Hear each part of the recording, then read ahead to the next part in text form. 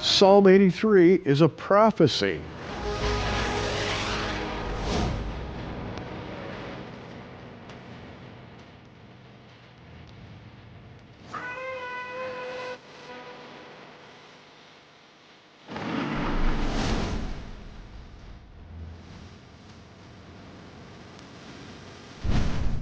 And we have the man who's written all about it, Bill Salus. Bill, welcome back to Prophecy Watch. Gary, it's great to be back on the program. Now, a lot of people may know about the work that you've done on Psalm 83, but probably there are a lot of people out there who don't know what is so prophetically significant about this psalm. And I want you to review what you've done and how your thinking has gone in the days since you first came up with this idea.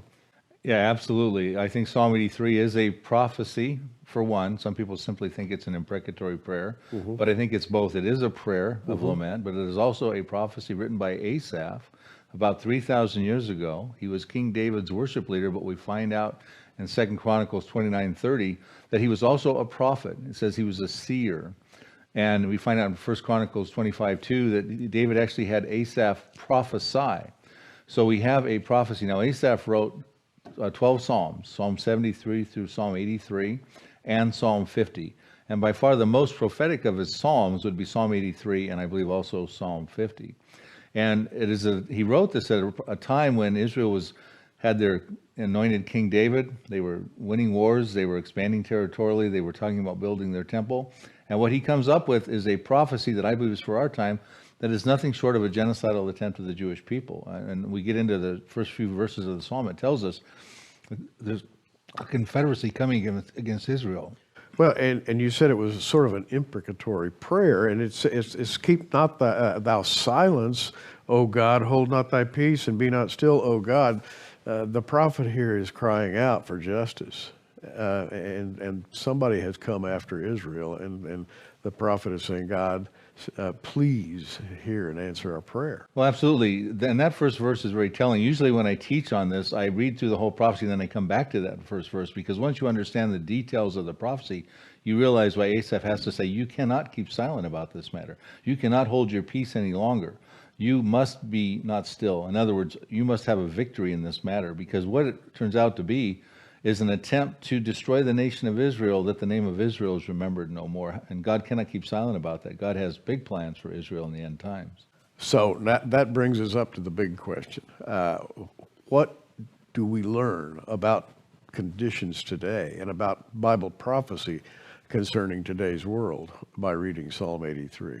Well, we see that it talks about a final Arab-Israeli conflict. You know, right now the international community wants to resolve that Arab-Israeli conflict, that Palestinian-Israeli conflict. They think that giving up land for peace is the option. But the Bible talks about a different recipe, a different understanding of what's going to happen. It predicted that diplomacy will fail and war will come. Because there's an ancient hatred that exists around these Arab countries that goes back from time immemorial, that is now embraced in the religion of Islam, that just won't accept Israel in that Middle East anymore, back in their homeland. They voted against her being in Israel in 1947. They came to war against Israel in 1948 when it became a nation. And they still don't recognize Israel's right to exist. They've had wars after that in 67 and 1973, leading to a climactic concluding war, in my estimation. Psalm 83 is a process that has been ongoing, but it's going to find fulfillment, and the Arab-Israeli conflict will be resolved. And according to the prophecy, it looks like they will no longer oppress the Jews per se. Now, that's dealing with the inner circle of countries listed in Psalm 83. They share common borders with Israel, and we find out who they are in Psalm 83, verses 6 through 8. Now, there's been a lot of discussion about this, and as happens in the world of Bible prophecy, when you defend a premise, somebody else comes along and says, no, I see it a little different way, Bill. And you've been through a lot of debates about this. Is Psalm 83 partially fulfilled now, or is it about to be fulfilled? How do you put it together? Well, a couple answers on that, if you will. Initially, when I came out with Psalm 83, I came out with a book called Israelistine, the Ancient Blueprints of the Future Middle East. And I've got hit with a lot of objections. You know, how come no one caught this prophecy? Is it really a prophecy? Was it already fulfilled in 1948? Why can't it be part of Ezekiel 38? Is it part of the tribulation? So the book you're offering here, Psalm 83, I actually answered all of those questions. And of course, it came out after the Arab Spring too, because there were new developments in 2011 with what happened when the Middle East lit up like wildfires with the Arab Spring going on. So the Psalm 83 book came out and answered all those questions. But yeah, I get into why it was, partially perhaps fulfilled in 1948, but not completely fulfilled. A lot of people believe it was fulfilled in 1948. I get into reasons why it's independently different than Ezekiel 38. I'll just answer that question real quick, because Psalm 83 deals with an inner circle of countries that share common borders with Israel. You're dealing with Lebanon, where the Hezbollah are, Syria. You're dealing with parts of Iraq. You're dealing with Jordan, the Palestinians, the Hamas and the Philistia, probably parts of Saudi Arabia and Egypt. They've had an ancient hatred of Israel. They've been Israel's notorious enemies in the past. So you got those enemies. But Ezekiel 38, which lists an entirely different group, they're an outer ring of countries. None of them share common borders with Israel. You're dealing with Turkey, Russia, Iran, some of the northern African countries. You got Libya in there. You got maybe some of the breakaway republics of the Soviet Union. Never been Israel's enemies, but they're going to come against Israel in their own coalition. So you got different enemies, different defeats. I point out in the Psalm 83 book that the Israeli Defense Forces are the tool used by the Lord to defeat their Arab enemies around them. But in Ezekiel 38, you've got supernatural defeat by the Lord. You got flooding rains, an earthquake, fire, hail, and brimstone. That's too formidable of an offense. The Lord has to intervene on that situation. You've got different motivations. You'll read in Psalm 83, verse 12, they want the promised land. They want the pastures of God. But Ezekiel 38 is coming for plunder and booty and entirely Israel's livelihood. So I get into, these are just a few of the things you'll get in this book, because I answer all these questions for people. And the other argument is, was it fulfilled in 1948, is a big argument, because those countries that are listed in Psalm 83 actually did come against Israel in 1948. But was that the final fulfillment? And I time permitting, I'll explain why it wasn't. Well, we have quite a bit of time right now. Psalm 83, and we'll be getting to this, and I'm not sure this is quite the time to do it, but you've already opened the topic of Psalm 83 versus Ezekiel 38 and pointed out that Psalm 83 is compact and Ezekiel 38 has very large perimeter of international powers. Mm-hmm. And some people have said, well, maybe they happen right at the very same time. Mm-hmm. Or does one lead to another? How do you put that all together? Well, I do believe one leads to the other. I do believe they are separate events. I gave you a few of the differences among the two prophecies. Mm-hmm. What some people do is, it's interesting, because Ezekiel's very clear in his description. Matter of fact, Ezekiel 38 and 39 are 52 verses of some of the most understandable Bible prophecy. You don't have to be a rocket scientist to read those verses and come away with a pretty good understanding of what that Ezekiel 38 prophecy is about. Mm-hmm. And I think God intended it that way, because in Ezekiel 39:7, we're said God is actually going to use that prophecy to make his holy name known in the midst of his people Israel. They no longer will profane it. The Israelis will no longer profane God's name. And then the nations will know he's God, because it's such a sovereign event. Mm-hmm. So, but a lot of people come along and Ezekiel lists 9 populations, very specific: Gog, Magog, Rosh, by the names of their terms, vernacular of his time. But he omits all the other terms, like the Edomites and the Ammonites and the Moabites, those countries that are in Psalm 83. I believe that's intentional, because they're not part of it. Now, some people will come along, it says in Ezekiel 38, verse 6, and says, yeah, but it says there's many peoples with thee. Okay? But I don't believe that there's many people with thee. There's the hordes of Gog. This is a massive army with the Turkey's army and Iranians, etc. Mm-hmm. Also, Saudi Arabia shows up in Ezekiel 38 as protesters, and I believe it's verse 13 as Dedan. So what are they doing if they're among the many peoples with thee? They're sitting on the sidelines, kind of protesting with Yemen and the merchants of Tarshish and their young lions, which I believe would probably very much be dealing with the UK and the young lions of colonies, maybe even America, this type of thing. So, but a lot of people are looking. The thing that's fascinating right now is people are looking at Ezekiel 38 as if it's a now prophecy. It could happen at the present mm-hmm. time, as if there's no more conditions or preconditions. They see Russia's alliance with Iran, especially in that Syrian revolution, which is winding down now.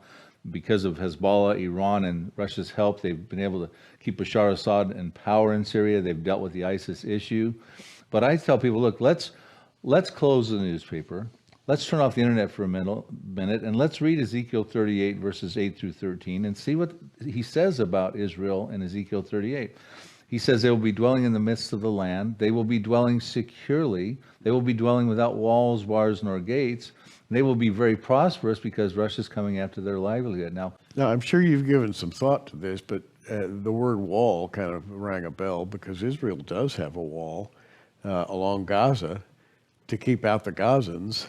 And would we put that up as maybe a defense against the nearness of this thing? In other words, Israel does have a wall. And Ezekiel 38 says it doesn't have walls or gates. Well, the prophecy, for the most part, reads quite literally. So I don't know why we would allegorize a wall. I mean, I look at a wall and security checkpoints as bars and gates. These things are in Israel. That wall, they have a partition wall that takes Palestinian terror and separates it out from Israel proper. Mm-hmm. That's about 403-mile wall. At some point, it's 20 feet high and it's filled with concrete. You know, that wall exists right now because Israel is not dwelling securely in the midst of the land. The Hebrew words Ezekiel uses for dwelling securely, he uses them a couple times in Ezekiel 38 or Yeshav Batak. And what that means is, in Ezekiel's usages, it's dwelling securely because, not because of land for peace diplomacies, but because they've conquered their enemy and they don't have the fear of that enemy anymore. They can dwell securely. Matter of fact, people will ask me, well, when will Israel dwell securely? And if you turn to Ezekiel 28, verses 26 through 28, Gary, if you want to read it to your audience, Ezekiel already tells us in advance when Israel will dwell securely. We'll do that in just a moment. But first, I have to ask you a question. Are you going to be at our fall prophecy conference? What a segue. I am, and I'm excited about that. I would imagine you're going to be talking about some of the things we're talking about today. Maybe you'll have had time by that time to perfect them just a little bit. Well, I'm thinking so too, Gary. I'm putting my thoughts together for this wonderful conference with all these speakers that are going to be there. I always enjoy coming to your conferences, but things are so active in the Middle East right now, I think it's going to be difficult for me not to be talking about important things going on in the Middle East with Iran and the Psalm 83 and this type of thing. It's the Blessed Hope Prophecy Forum, October 12th through 14th, 2018. A big year, prophetically speaking, and we hope we'll see you there. Our second annual Blessed Hope Prophecy Forum is not far away, and here to talk about it, Bob Ulrich. The Prophecy Watchers are coming back to Norman, Oklahoma. October 12th through 14th, 2018, we're going to be back with 30 of the leading names in Bible prophecy. I'm sure you recognize many of the names: Gary Stearman, Tommy Ice, L.A. Marzulli, David Reagan, Jan Markell, Bill Koenig, Don Perkins, Andy Woods, Gary Frazier, Bill Salus. It's literally one of the biggest one-of-a-kind prophecy conferences in the world today. It is, Bob. In a year, the year 2018, which just happens to be prophetically important. 30 speakers delivering over 60 messages. You can register for this great event at prophecywatchers.com, or you can call our ministry toll-free at 888-722-0008. Now, back to where we were. This is getting interesting, and the reason it's getting interesting to me is all we've heard now for over a year is Russia, Russia, Russia, Russia. I don't know whether you've noticed this. Mm-hmm. Our new president and the word Russia seem inextricably intertwined right now. Russia is in the news like I've never seen in my lifetime, I think. Does that mean anything, prophetically speaking? Well, they're in Bible prophecy. Most of us, yourself included, would say Russia shows up in Ezekiel 38, sort of as the leader of that Gog and Magog coalition with those invaders that come against Israel. Clearly in the latter days, it says, okay? And we talked about the conditions Israel will be in at that time, which I don't believe is yet. We'll look at Ezekiel 28 in a moment when Israel will dwell securely. But yeah, they're in the news. As a matter of fact, because they're in a relationship with Iran, Iran is also listed in Ezekiel 38 as Persia, in Ezekiel 38 verse 5. I, like many of our colleagues that are interested in Bible prophecy, are excited that Ezekiel 38 could be coming very soon, but I don't think it's a now prophecy. A now prophecy is a prophecy that lacks any preconditions. We could wake up one morning and it could happen at the present time. There's next prophecies that have some preconditions, and like we said, Ezekiel is not dwelling. Ezekiel 38, Israel is not dwelling securely yet without walls, bars, nor gates. But I think I kind of use the example like Chuck Missler uses, like, yeah, Ezekiel 38 has got to be coming really soon. It's like when you go into a mall and you see the Christmas decorations out, you realize Thanksgiving must be right around the corner, right? You know, a lot of your viewers have heard that scenario. Well, yeah, in other words, certain things have to happen in advance for Ezekiel 38 for Israel to dwell securely. And you're going to see in Ezekiel 28 verses 24 through 26, Ezekiel tells us how Israel and when Israel will dwell securely. It says here in verse 24, there shall be no more a pricking briar unto the house of Israel, nor any grieving thorn of all them that are round about them, and that despise them. And they shall know that I am the Lord God. Thus saith the Lord God, when I shall have gathered the house of Israel from people among whom they are scattered, and shall be sanctified in them in the sight of the heathen, then shall they dwell in their land that I have given to my servant Jacob. And, this is verse 26 now, they shall dwell safely therein, and that's the term you talked about. Yeshav, absolutely. They shall dwell safely therein, and shall build houses and plant vineyards. Yea, they shall dwell with confidence when I have executed judgments upon all those that despise them round about, and they shall know that I am the Lord their God. What do you take from that now? Well, I ask the question when I teach on this, are there people round about Israel that despise them? And they happen to be those that voted against their being in Israel in 1947 at the United Nations, that came at war against them in 1948. Sure. Those inner circle of Arab countries that happen to be listed in Psalm 83. Israel cannot dwell securely, Yeshav Batak, as long as they're their nemesis.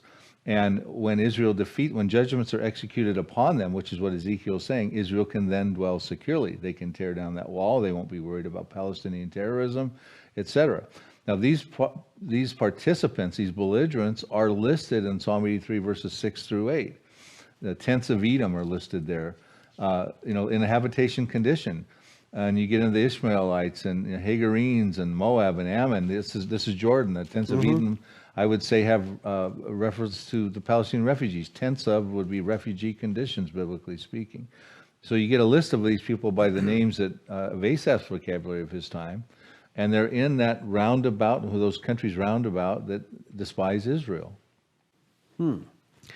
And all that is in its initial form today.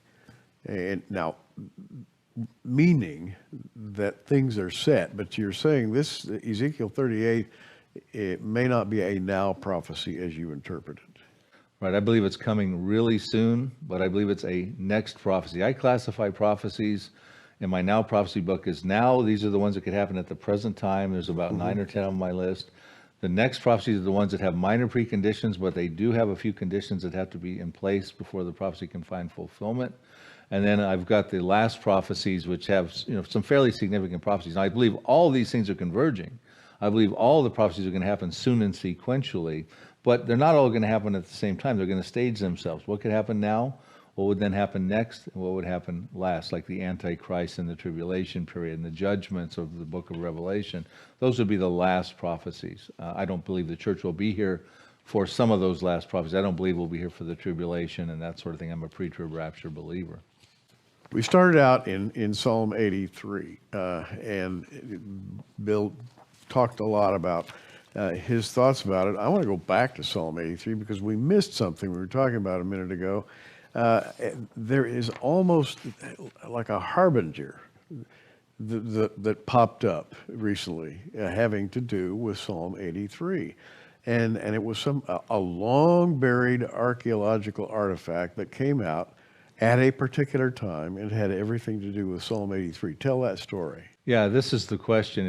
Was that a coincidental discovery or was that a providential discovery? Right. And what that discovery was very timely. You had back in 2006 in the summer around July, middle of July, going on until the middle of August, a 34-day conflict going on in the Middle East between Hezbollah and Israel. And Hezbollah lobbed about 4,000 missiles into northern Israel. Many Israelis were in the bomb shelters throughout that whole period of time. In the middle of that event, in Ireland, a construction worker was doing a project. He was excavating for a project, and it wasn't an archaeological dig or anything like that. And his bulldozers came to a sudden halt because they found these antiquities, these ancient parchments that had been buried for, they say, maybe up to 1,200 years in this Irish bog soil. And what it was, Gary, that was about 22 different manuscripts of the Psalms. Now, unfortunately, having been buried for 1,200 years in mud, a lot of them were pretty much dilapidated, and they're in the Ireland Museum right now. They're trying to restore what they can, except coincidentally, one of them was opened in place and fairly unblemished. And guess what psalm that was? Psalm 83. Now, what's interesting about that is when you look at the over 31,000 verses in the Bible, the 1,189 chapters in the Bible, the 150 Psalms in the Bible, there's only one place you will find any resemblance of a Hezbollah in a conflict with Israel, and that's in Psalm 83, verses 6 through 8, as a member of that confederacy. And so I found that quite interesting. Now, at the same time, I was writing about Psalm 83. It was a vastly overlooked prophecy. Came out with my book, Israelstein, in 2008. The Psalm 83 book is now the updated version of that you're offering here. But these three things were all interacting. Was that coincidental or was that providential? Was God trying to let people know that prepare yourself for a prophecy to find fulfillment? And there are peripheral prophecies that surround Psalm 83 because you have Ammon and Moab and other groups in there. Now, why don't you just read, do you have Psalm 83 available? We should read the first 5 verses. So Actually, I can go back to Psalm 83. You read verse 1, do not keep silent, do not be still. Yes. But we should read verses 2 through 5, and then we'll take a spin off on that for a minute. Yeah, it starts out appealing to God, saying, God, hold not your peace. Verse 2 says, for lo, thine enemies make a tumult. They that hate thee have lifted up the head. They have taken crafty counsel against thy people and consulted against thy hidden ones. They have said, come, let us cut them off from being a nation, that the name of Israel may be no more in remembrance, for they have consulted together with one consent. They are confederate against thee. And then you have a list of people who are confederate. Of who they are. So who are they that's consulting together against Israel? Who are they that want to destroy the nation of Israel and banish the name of Israel that may be remembered no more? It's a confederacy. It's a contemporary alliance, a coalition, not a chronological ordering of Israel's enemies. Some people try to say that's what it is. It's just a prayer of lament.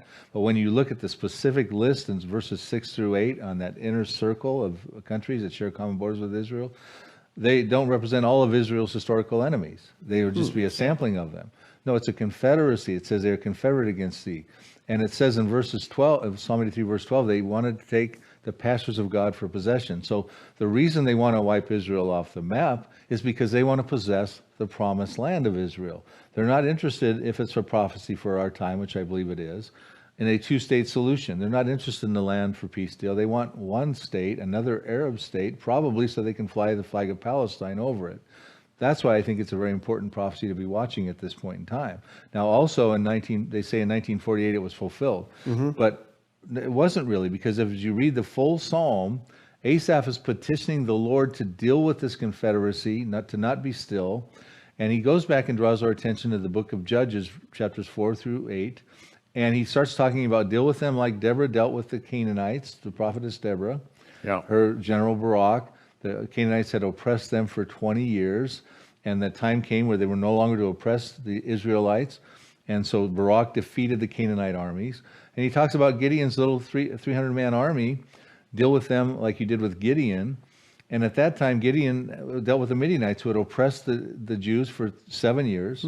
And he goes on and says, deal with them, take out their princes, their nobles, Oreb and Zeb, Zalmunna, take out their infantry.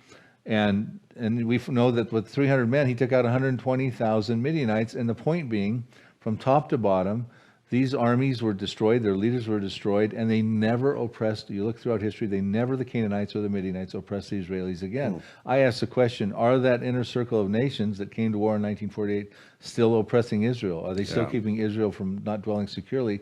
And the answer is adamantly yes. If you haven't availed yourself of Psalm 83, both the DVD set and the book, we still have them available in our Prophecy Watchers bookstore. By the way, we have Bill Salus's complete works in our online bookstore. All you do is go to the online bookstore, click, and scroll right down to Bill Salus's name, and you're going to find Psalm 83, the missing prophecy revealed. He's put a whole lot of thought into this, as you can tell.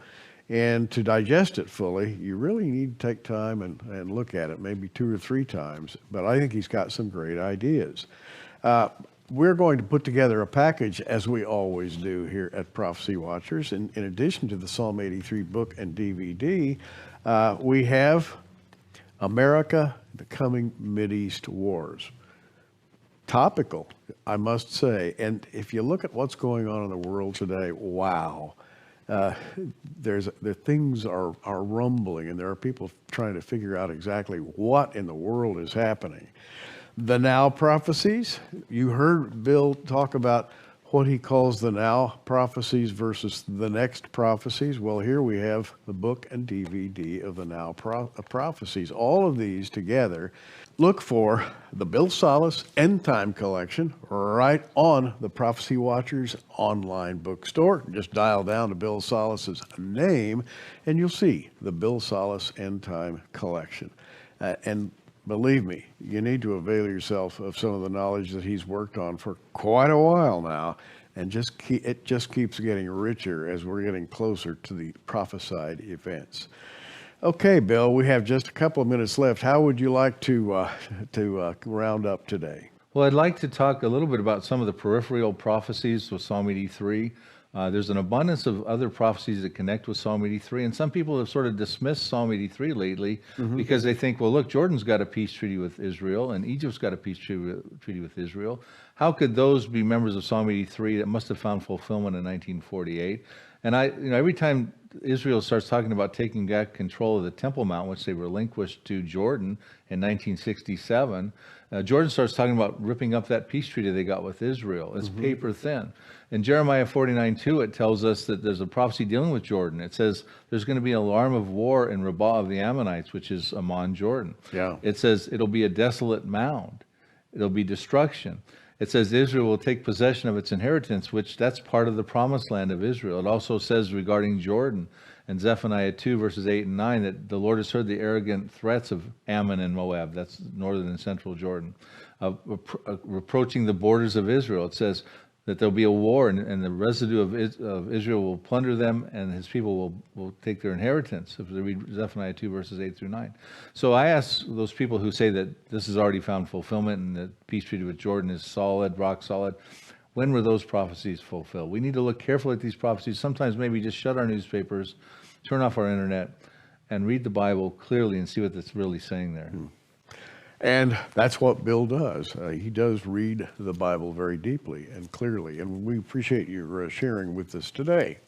And we're talking, of course, to Bill Salus, author of many books and DVDs, and you can come and hear him at the Blessed Hope Prophecy Forum this fall. I'm Gary Stearman. Hey, you keep watching. We are.